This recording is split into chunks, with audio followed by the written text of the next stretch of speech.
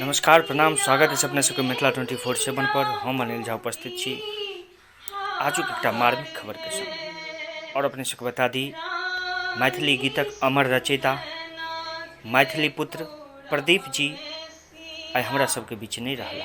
एहि खबर से पूरा मिथिलांचल पूरा मिथिलावासी शोकाकुल छथि।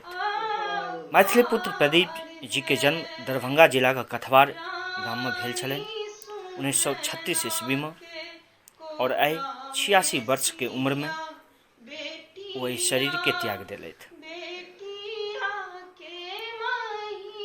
मैथिली पुत्र प्रदीप जी के अमर रचना जगदम्ब अहीं अवलंब हमर, मैना के बच्चा सिल्होरिया, अनेकानेक जे अमर गीत अछि हुनकर रचना केने छलथि।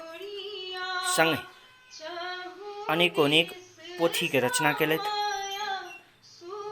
त्रिशूलनी सन पत्रिका के संपादक सेहो छलथि। अपन शरीर के त्याग केलथि लेकिन हुनकर रचना से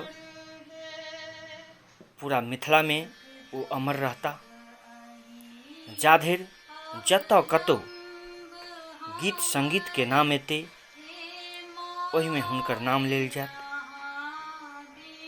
अपन एहन प्रिय गीतकार कवि भाषा आंदोलनिक निधन से पूरा मिथिला मर्माहत अछि। हम मिथिला 24/7 के समस्त टीम हुनका हृदय से श्रद्धा सुमन अर्पित करैत छी।